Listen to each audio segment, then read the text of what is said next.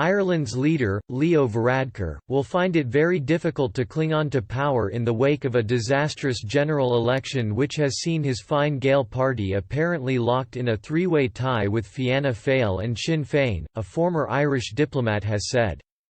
And Sinn Féin's surge is likely to crank up pressure to call a referendum to consider the question of a united Ireland. Ray Bassett, who has served as Irish ambassador to Canada, Jamaica and the Bahamas, has predicted, while adding that Taoiseach Mr Varadkar was paying the price for his attempt to delay the election. Exit polls put Fine Gael on 22.4%, with Fianna Fáil on 22.3% and Sinn Féin on 22.2%.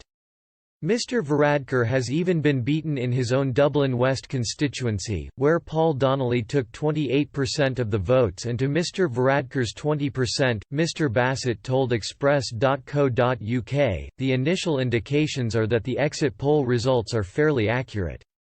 The results are very poor for Leo, who will find it very difficult to stay as Taoiseach. They are also disappointing for Fianna Fáil, who are down on the 2016.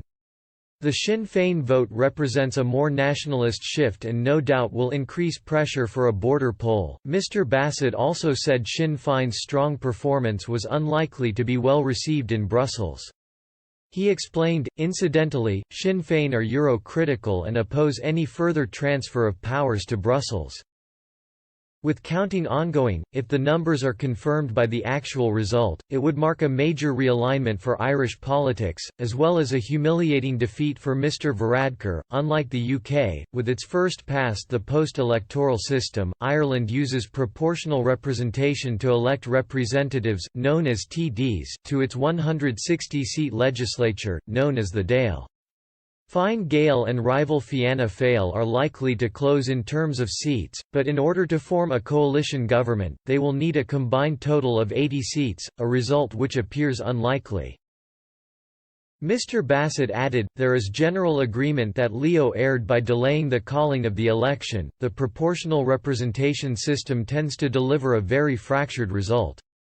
Left-wingers Sinn Féin, which fielded just 42 candidates, is likely to play a key role in future negotiations, after increasing its share of the vote by 14%. However, to complicate matters, both of the main parties have said they will refuse to work with the hardline Republicans, who have historical links with the IRA. Fine Gael minister Heather Humphreys told national broadcaster RTE, obviously on these numbers it's going to be very hard for any combination of 80 seats to be achieved, we'll have to wait and see. Gary Murphy, professor of politics at Dublin City University, said, I think it's the most extraordinary exit poll in the history of state and the most extraordinary election in the history of the state because of the rise of Sinn Féin.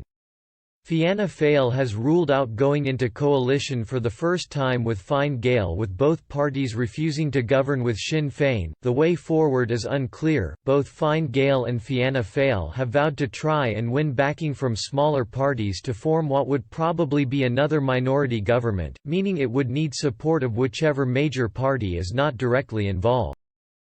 The parties, which have broadly similar policies in respect of the economy and Brexit, have swapped power at every election since the Irish Civil War in the 1920s.